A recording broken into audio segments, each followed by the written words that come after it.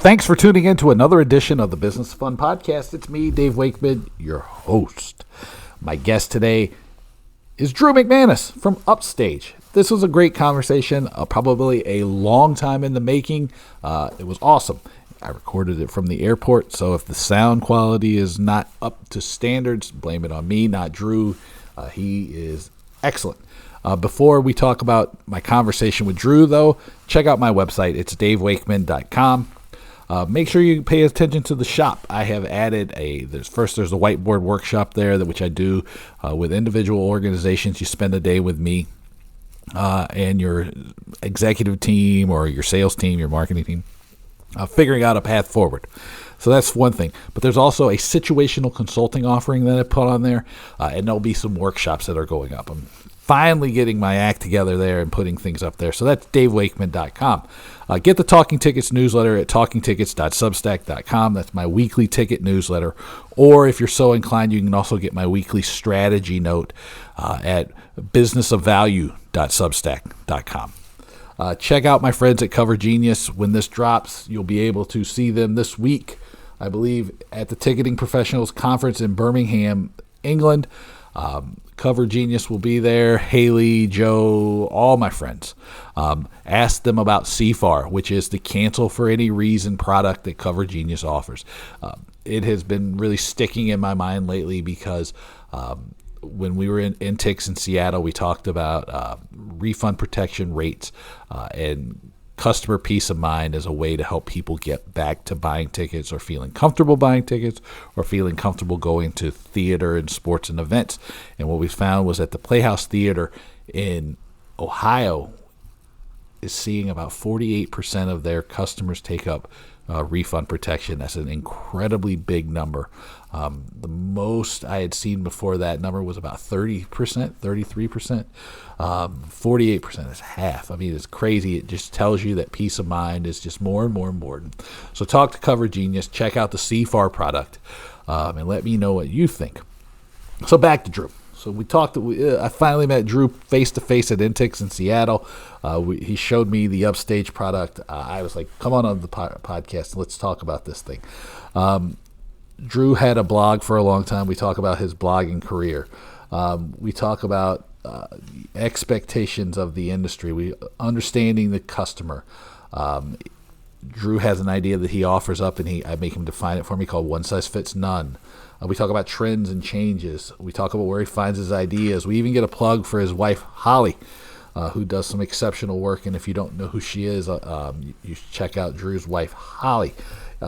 We talk about reactions and data and market segments and the minimum amount of functionality. This is a really, really, I think, practical, actionable, useful, but also strategic conversation. It was great. I can't wait to see Drew in person again. And it was so awesome to be able to talk to him on The Business of Fun. Well. I've got Drew McManus here on the podcast. We actually have been talking for about 15 minutes, and I forgot to start recording. So, Drew, it's good to talk to you. Likewise, Dave. Thank you very much for having me here. I'm excited.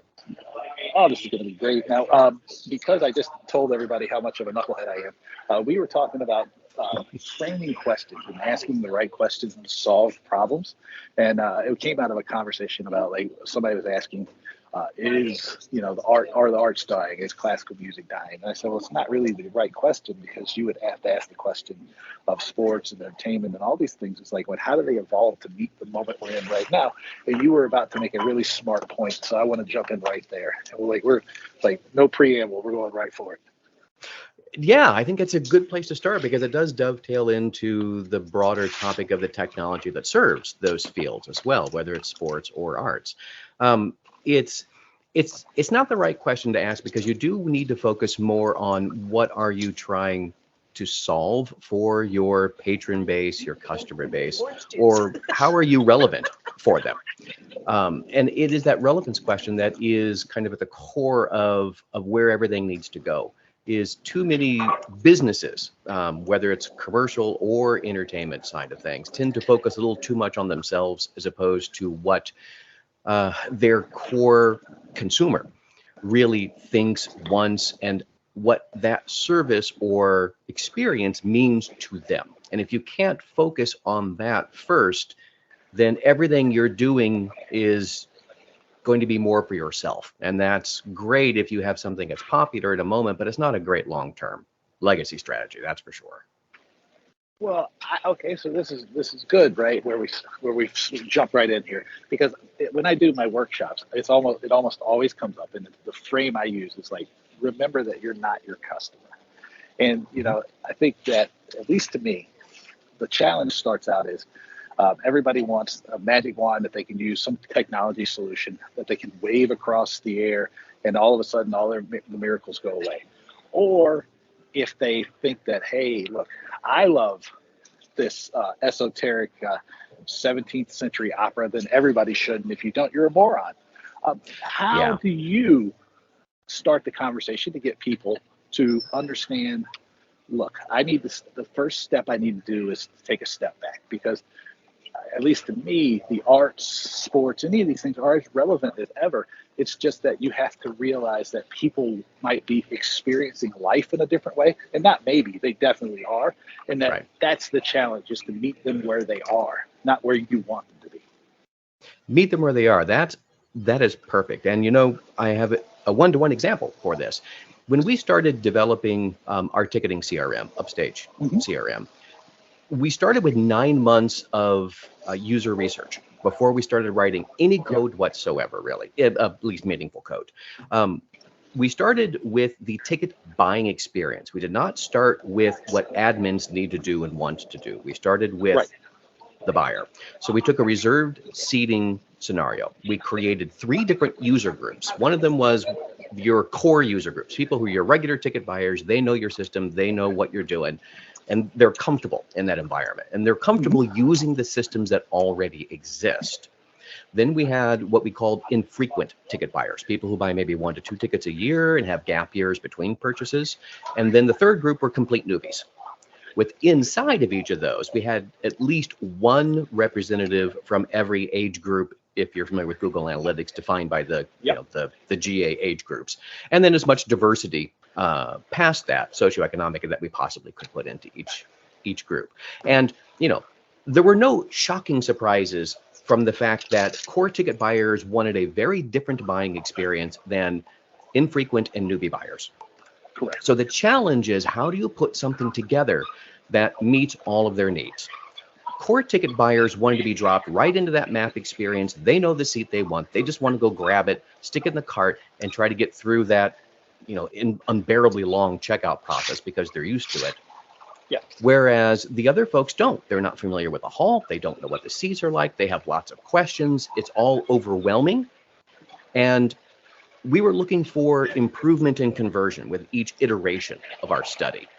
And so what we ended up doing was, first of all, building out a list of filterable items. That's like you click a filter button, then a little drawer slides out, and you can filter by price, you can filter by, that's not particularly unique stuff, but we tried to add as much of it as much human language as possible. And then we developed a narrative path for newbie buyers in particular, based on each of those filterable criteria. So it would start off with, how many tickets do you want to buy? It's just a screen with a question at the top and allows them to enter in the answer. And then it walks them through every hierarchical step in that filter bar by asking them first, what's more important to you in your decision making? What do you not know about that we can answer for you? And it lets them basically go through the filtering process in narrative sense. Yes. The conversion rate among newbie buyers more than doubled when they went through that process. Now, the interesting thing, though, is when core buyers got dropped into that process, they would just ream us out over how unnecessary this is, and I don't want this, and I don't like this, and this is wrong, this is a bad idea. But here's the really fascinating part, because we followed some real Gestalt UX theory stuff here. And at the top of that narrative path, we included a big button that said, back to the seat map. And every single core ticket buyer who bitched and moaned about the process on page 1 did exactly what we wanted, and they clicked that button and they went right back to where they were, and they completed their conversion process just like they normally would have. Right. That's an empathetic buying strategy. It allows you to adapt to what you're comfortable with, is the first thing it sounds like to me. But my other question is probably a leading question. Mhm. It's like, how big is your core buying audience compared to your newbies or your infrequent buyers? And I know the answer. It's a trick question. So Right. I Yeah, want everybody exactly. to hear this, because they don't necessarily, they never think of it this way, or at least to say never, maybe too strong, rarely think of it in this regard. Not as much as they should. I think maybe that's a good middle ground for it, is because the Okay, voices fair. they hear the most from are those core buyers. You know, the core Yes. buyers are usually on their board as well, so they're breathing over their shoulder, so they're making that buying segment happy. And it's difficult to hear from the people that you're trying to sell to that you want to buy tickets but don't. I mean, that was one of our greatest challenges, was getting that user group that was a meaningful group of users that met the criteria. So I totally understand that that's not easy to do. But that core buying group is not going to be sustainable from a financial standpoint. They're not going to be the majority of all the seats that you have to sell in your hall. So you've got to branch out. You have to give your ticket buying pool, your potential pool, the people you want, the experience that they need to convert better and feel more comfortable in their ticket buying purchase, and an experience that more closely matches what they're used to on other online buying experiences. Now, when you could, I love this research stuff too, because I do a lot of it, and people are like, well, why do you spend so much time on research? I go, because strangely enough, people tell me what they want, and then I just go ahead and figure out how to give it to them, and it makes the sales process a whole lot easier. So I love it. So when you were doing all of this research, what did you find out from newbies that they really want? Because I think that sometimes it's a little confusing, because again, if you aren't careful, you only hear the voices of the people who are your core buyers, Right. and they want something entirely different than the newbies. But the newbies are the people you need to get into, because there's always a bigger audience of people who might buy once or twice a year than there are who are going to buy a season ticket. So what did they say they want? What do they tell you that they need? Confidence. They need to learn about what they don't know, and they don't need to feel bad about learning it.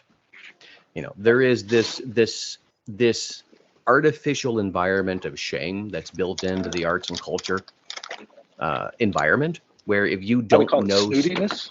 Well, snootiness, yeah. I mean, that's really what it is. And it is making someone very, very internally feel that they don't know. And instead of treating that as a negative, is lean into it as a positive of not just wanting to help from a customer service perspective, but from that first point of contact for newbies, which is they're going to do their Googling, they're going to find the organization. They've usually made the decision that they're interested in whatever it is that you're offering, whether it's a play or an opera or an orchestra or a dance performance. And so they just need to start learning more from there. So giving them the information that they need that isn't shrouded in jargon, that is not easy to understand, and assumptions of familiarity is what that newbie and often a lot of infrequent buyers are looking for. Well, that makes complete sense to me, and that actually really is like one of the biggest things.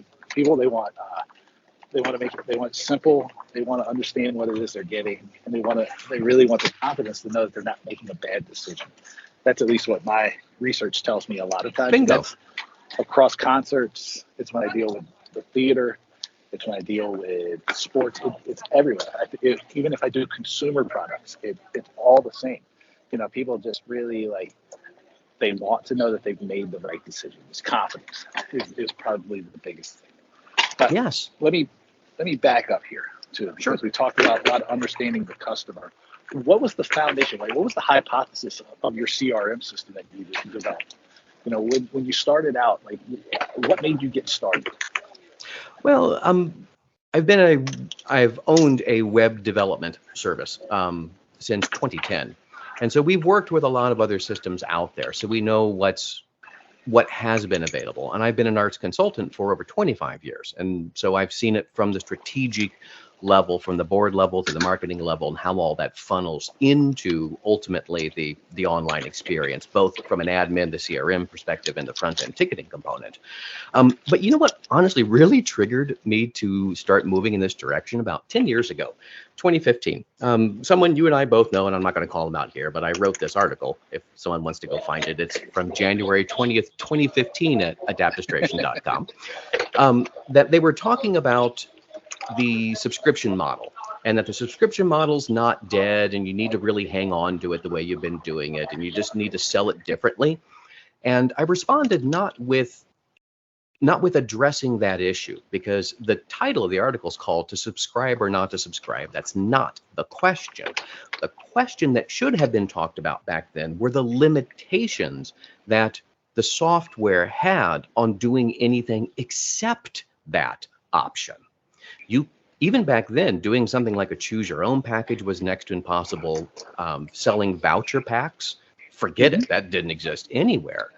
And my argument was arts organizations didn't have the right expectations, and they needed to have the broader consulting field push them into pressuring those small group of providers into moving in that direction. And then that just evolved into, well, okay, why don't I put my money where my mouth is, literally, and just start building a system. And so we did that starting in 2018. Okay, so this is an interesting thing, because I think we both have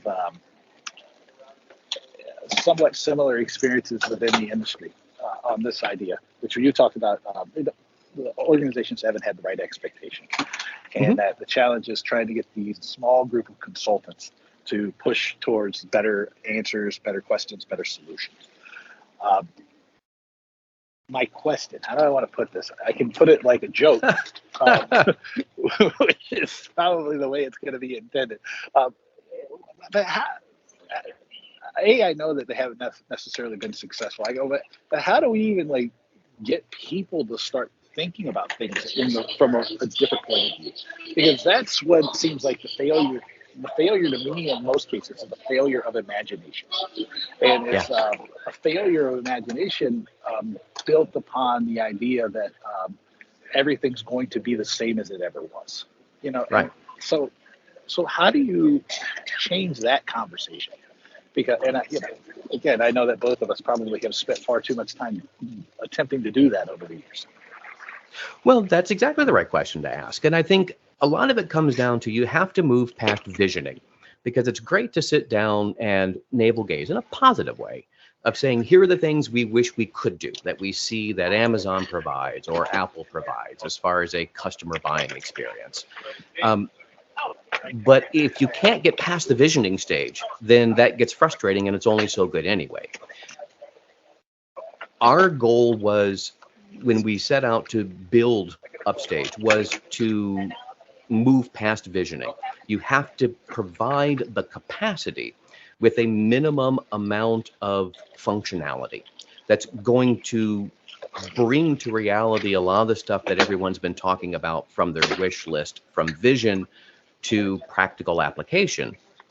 And the next key part of this is the really important part, is you have to develop a framework that's designed to be customizable and grow without it costing mountains of money, in the same way that traditional systems are built. Without loads of money. I will put that. That's definitely a show note for me for later. Loads of money. Loads of money.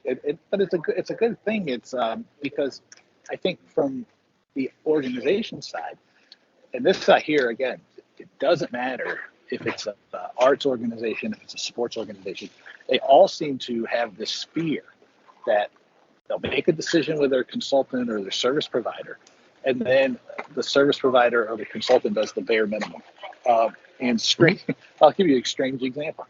I was working with somebody this year. They said exactly those same things to me. And then at the end of the year, they actually called me up and they said, look, we want to give you some extra money, because you went so far above and beyond. that, we want to do reward you for that, because that's not our experience with other consultants. And so how do you explain that? Because, and I only say that because how do you teach people that the expectation can be there, that this is not going to be a money pit? Well, and that is actually a really fascinating conversation in and of itself, just about the sales angle, because how do you teach someone that they can do something when they're used to not even imagining that it's possible?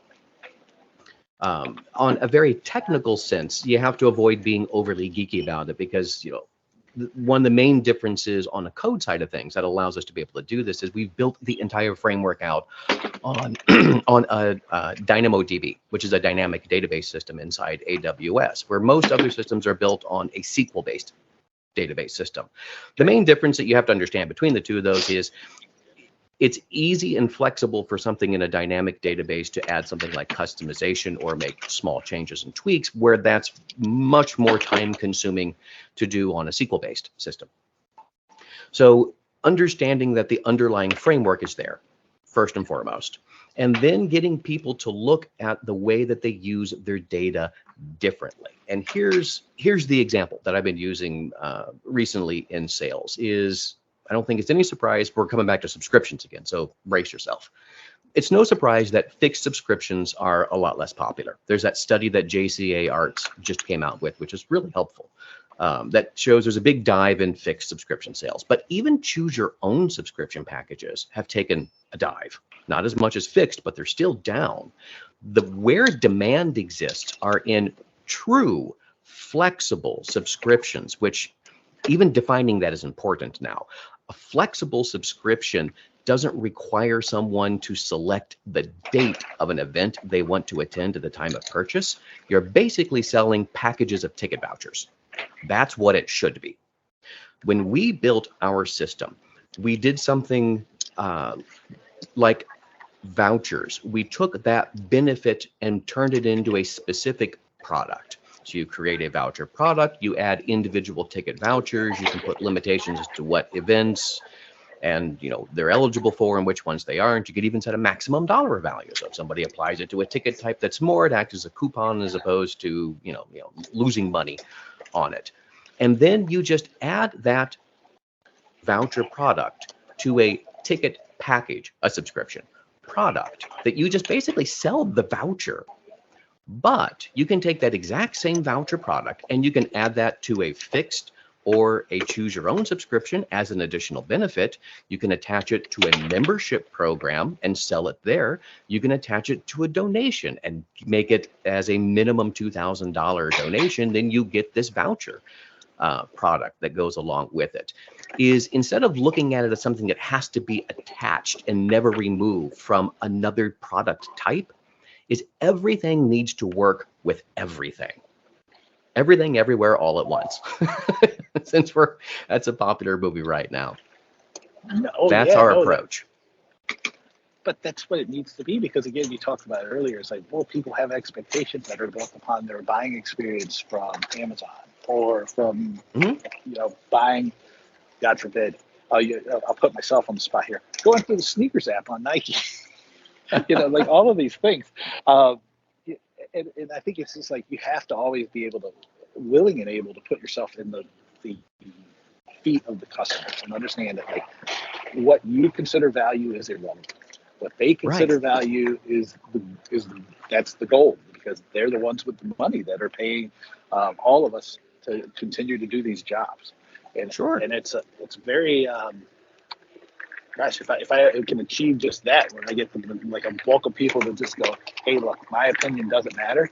And I say it like this, I go, hey, look, I always am reminded of how much of a moron I am every time I go and start doing research, because I know absolutely nothing until I hear talking to people. People don't like that answer, because they always want to feel like their expertise is tied up in knowing what people want. My expertise is tied up in like knowing I don't know a thing and being willing to go find it. And so this is like, to me, it's so important. Now, I told you before when we started too that like I am at the airport first here, so any noise in the background is all on me, not on Drew. but I want to make sure we get to everything. So one idea that I wanted to make sure I hit upon was you have an idea that you call one size fits none. Can you define that for me? Yeah, the one size fits none. It's very similar also to if your listeners are familiar with the ill-fitting suit syndrome, which is people get so used to using whatever it is. In this case, we're talking about software. They're so used to software that doesn't do anything they really need well, but they get used to that being their frame of reference. So that's what they expect. When you offer somebody something that's different and outside of that, because it's so different, there's actually an initial negative reaction to it. This is different, so it can't be quote unquote right. Am I right? Pushing them past that one size fits none to change the expectation so that they look at the entire process of what they're doing with even figuring out how to sell back of that voucher thing, because it works so well. You can sell a voucher product that has 5 ticket vouchers and attach it to a subscription product, but you can attach it to a membership product, sell both of them at the same time, and you could report them both equally to figure out, which one's doing better. But the end buyer then decides which of those models they're most comfortable with buying. So why only put yourself in a position to where you want that one size fits none solution of a ticket package, and we have to sell it as a ticket package and nothing else, when there's so much more that you can do? Yeah, no, that's I think that really hits right into that. You're not the customer, and a lot of the stuff that we've been talking to. And the reason we belabor this is because I want people to kind of use their imagination a little more, to imagine instead of what's impossible, think about like what is possible. And then I think there's solutions in most cases, just like UpStage is a solution that, at least in my research, seems to make the buying process a lot easier for people. But again, yes, that's a free plug for you, Drew. Thank you. Run with the plug. Oh, I will. Absolutely. I'm already blurbing it now as we're chatting on Twitter. Absolutely, you should. All right. So then, another question I wanted to make sure to get to was, what trends and changes have you noticed inside the industry since kind of the lockdowns from COVID have ended, or what things have you been surprised to remain the same? I guess would be the flip side of that. And you can take it either way you want, or you can go wrong. Well, I've seen both good and bad trends, quite frankly. The thing that is probably the most disheartening, I'll start there and end in a positive direction, is the groups over the pandemic that gutted or completely eliminated their marketing staffs.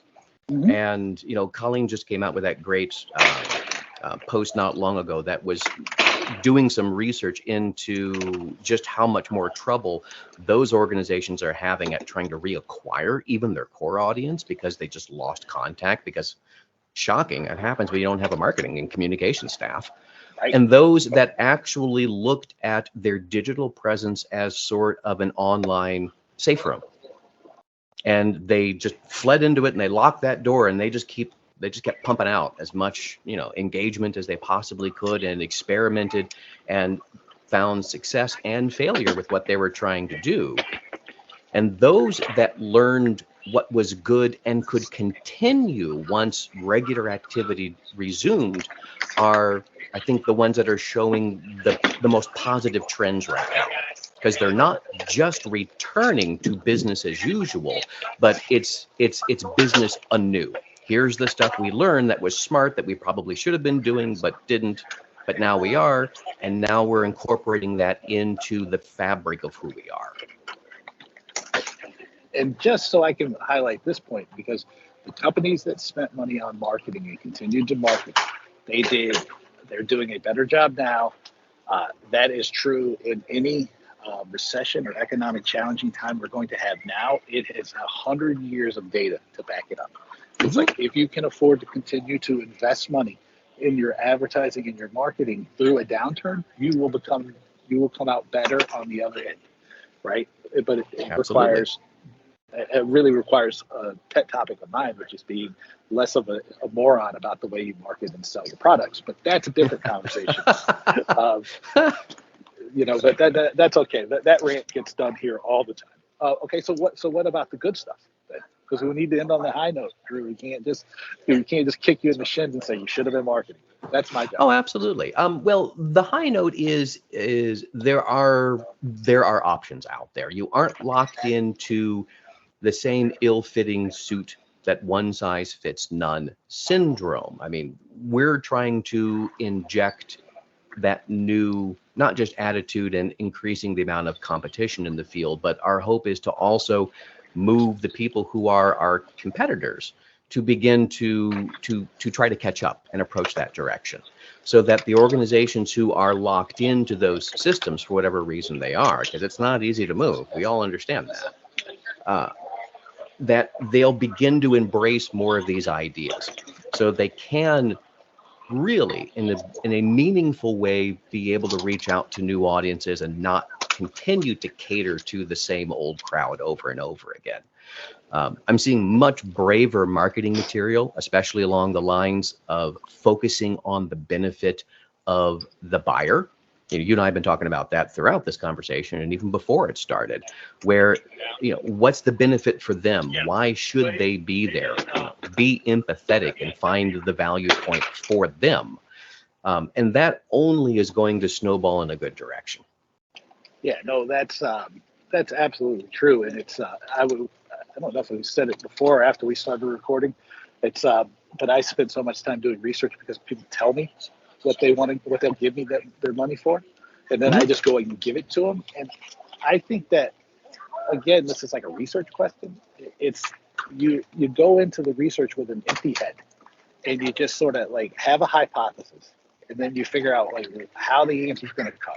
And then you ask people questions, or you go looking for the answer to the question you're asking. You don't just make assumptions, because that's like the real danger. The bad trend I see is that people are still making all of these just terrible assumptions. But on the good side, though, is that as things are continuing to be more challenging, it's forcing people to look for different solutions. Slowly, absolutely, too slowly for my concern. But again, I'm of course always been like, go fast and try things, because we don't know exactly what's going to work. But still, that's what. But people changing that point of view to be like, well, I am willing to try something, even if I am a little scared, and that's what I do like.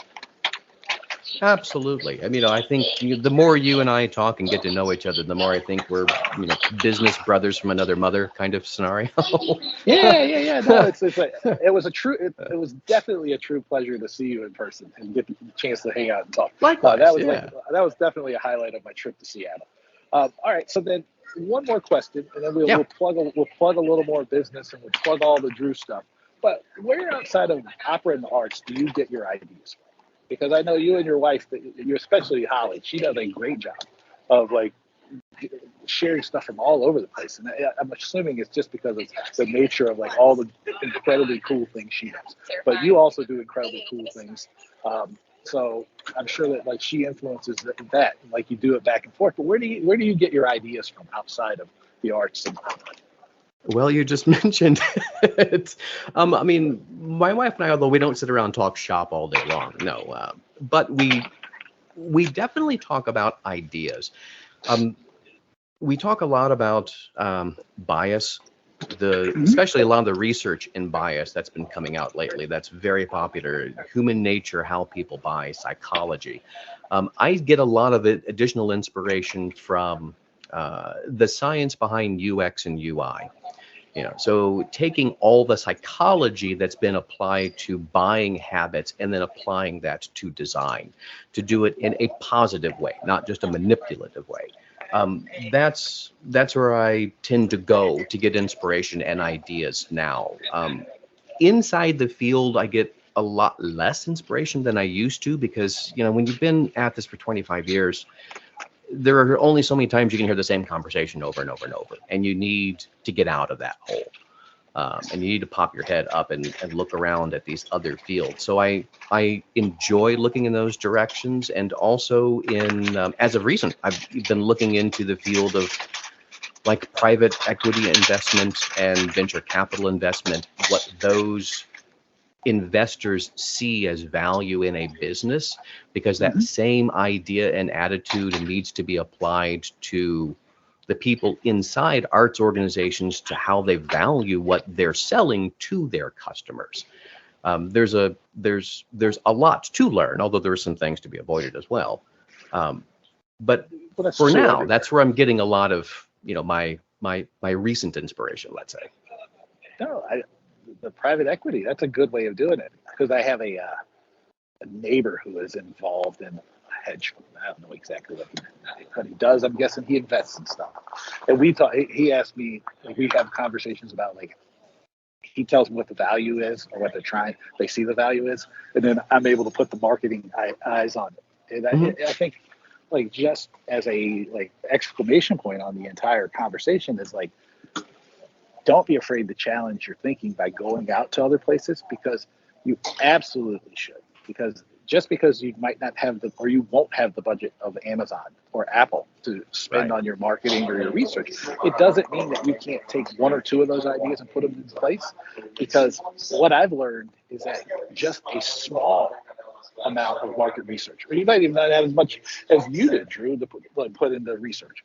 A small amount will take you a long way, especially when you don't have any, because it's a lot of times it's the mindset, it's the framework that you create, which is like, start with the question you want to answer and make sure that the question is absolutely focused on the right way of approaching the solution or the problem. It'll lead you to a better solution. And I think that's really, if I was paraphrasing our conversation, it's be brave in the questions you ask of the world around you, so that you can find better answers. Absolutely. Yeah, that's a perfect way to, I think, kind of put a punctuation on everything. Great. Listen to me, like paying attention, listening. It's like I know what I'm doing over here. Drew, how can people find you on the internet? The first place they should head to is upstagecrm.io, which is where you will find everything you need to know about the ticketing CRM platform. That we are the ticketing CRM that arts organizations have been waiting for all these years. You can set up a demo with us there. If you're interested in orchestra management, although I stopped writing the blog a couple of months ago, there is content going back from 2003. I used to write daily. There are literally thousands of articles, and there's a lot of good content there. I run Arts Hacker, which is exactly what it sounds like, kind of life hacker, but for arts managers, where we talk about practical tips and tools that arts managers can use to make themselves better and more efficient arts managers. That's artshacker.com. I also, there's a lot of places. You asked a really open question. There's also I try. Arts admin jobs, which is something I created several years ago as a service to give back to the field, because I really dislike the idea that most of the arts admin jobs boards either charge employers or charge job seekers or both, and make them very limited. This is a totally free jobs board, and I'm happy to say it's grown to be the third, if not the second largest arts jobs board that's out there right now. And was for me easy to put in place, because it's tech. I got the tools, I've got the resources. Why not? And the field needs it. So those are all the primary points of contact right now. Awesome. Well, Drew, thank you so much for doing this. I appreciate it. And the next time we do this, I will try to not do it from the airport. Hey, I think you did a great job for staying focused with the distractions that are the airport around you. Yeah, absolutely. Let me know what you think of my conversation with Drew. Send me an email. It's my name, dave@davewakeman.com. Check out the Dave Wakeman website at www.davewakeman.com. That is where you're going to find my blog. That's where you're going to find the shop that now includes a situational consulting offering, and there will be more stuff there because I'm finally getting my act together and making it so that people understand a little bit more, make it simpler for people to understand how to work with me, which is great for you and especially for me, right? Okay. Check out my friends at Cover Genius, right? They will be at the Ticketing Professionals Conference in Birmingham, England. Ask them about CFAR, which is cancel for any reason. It's a really cool new product. It does exactly what it says. This is important because we are seeing just more and more data that backs up the idea that peace of mind is the most important factor, or not, if not the most, it's one of the key factors in whether or not people will buy tickets to events, plan holidays, plan trips, do all kinds of stuff. So CFAR is canceled for any reason. Ask Joe, ask Haley, ask the Cover Genius team about it. It's super important. Like I said at the start of the show, at the Playhouse Theatre in Ohio, they saw 48% of customers take up refund protection. That is the biggest number by probably close to 50% that we've seen, or at least I've ever seen, since I've been tracking refund protection rates probably 5 or 6 years now. So that's an incredible number to know. That's an incredible thing to see. So check them out, covergenius.com. Make sure you get my newsletters, Talking Tickets, talkingtickets.substack.com. That's all about tickets, just like it's in the name. The business of entertainment, just like this podcast often is. But also there's the Business of Value, which is businessofvalue.substack.com, and that's all about strategy, branding, and marketing. Both of them, they are nice partners to each other. As always, I want to thank you so much for being here. But keep an eye on that shop, because you'll actually get to see me in person a lot more this year. But if you like the podcast, please rate it, review it, share it. It helps me a lot. It helps get better, continue to get great guests like Drew. It's really helpful to me. So, but thank you for being here, and I will talk to you